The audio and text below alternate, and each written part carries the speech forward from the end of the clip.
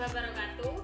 Perkenalkan, nama saya Wahni dari kelompok 3 dan di sini saya selaku moderator bakalan memperkenalkan nama kawan-kawan saya. Yang pertama saya sendiri Wahni, yang kedua Magdalena Noviana Dubau, yang ketiga Ivan.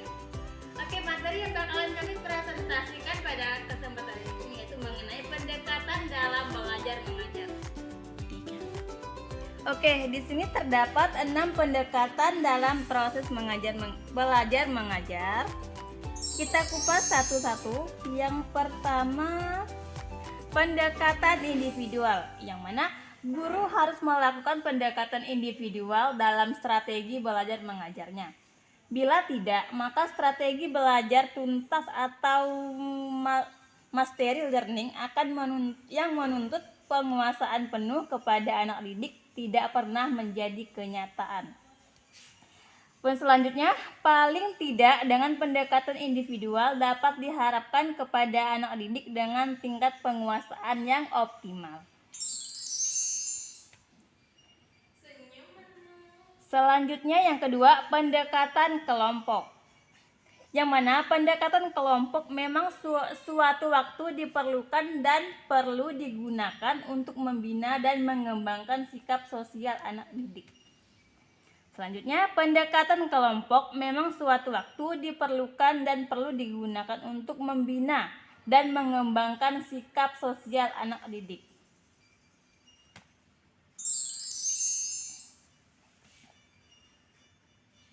Oke, selanjutnya bakalan dijelaskan oleh teman saya Noviana.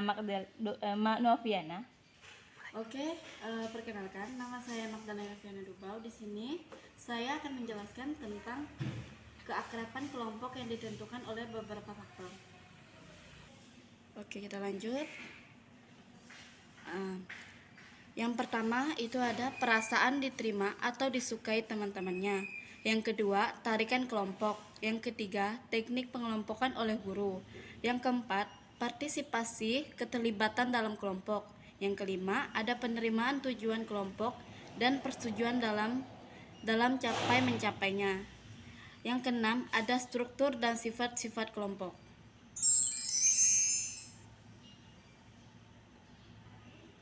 Untuk selanjutnya, pendekatan variasi, di mana setiap masalah yang dihadapi oleh anak didik tidak selalu sama.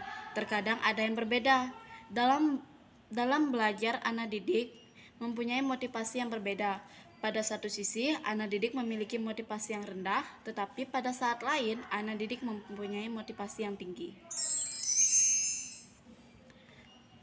Untuk selanjutnya, pendekatan edukatif, di mana pendekatan yang benar bagi guru adalah dengan melakukan pendekatan edukatif. Setiap tindakan, sikap, dan perbuatan yang guru lakukan harus bernilai pendidikan dengan tujuan untuk mendidik anak didik agar menghargai norma hukum, norma susila, norma moral, norma sosial, dan norma agama. Untuk selanjutnya akan dijelaskan oleh Ivani. 3. Perkenalkan, nama saya Ivani. Di sini saya akan melanjutkan presentasi. Ya. Oke, untuk presentasi selanjutnya yaitu tentang jenis-jenis pendekatan edukatif.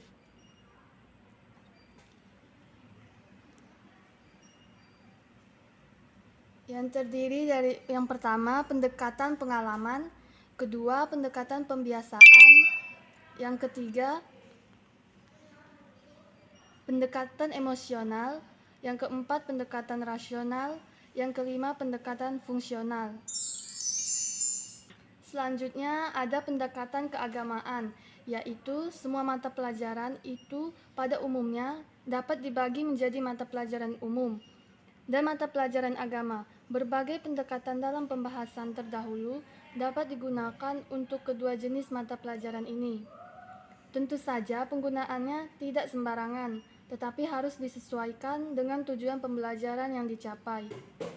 Dalam praktiknya, tidak hanya digunakan satu, tetapi bisa juga penggabungan dua atau lebih pendekatan. Selanjutnya, pendekatan kebermaknaan. Bahasa Inggris adalah bahasa asing pertama di Indonesia yang dianggap penting untuk tujuan penyerapan dan pengembangan ilmu pengetahuan. teknologi, seni budaya, dan pembinaan hubungan dengan bangsa-bangsa lain di dunia. Baiklah, sekian pemaparan materi dari kelompok kami. Saya Wahni selaku moderator mewakili kawan-kawan semuanya mengucapkan terima kasih. Akhir kata, wassalamualaikum warahmatullahi wabarakatuh.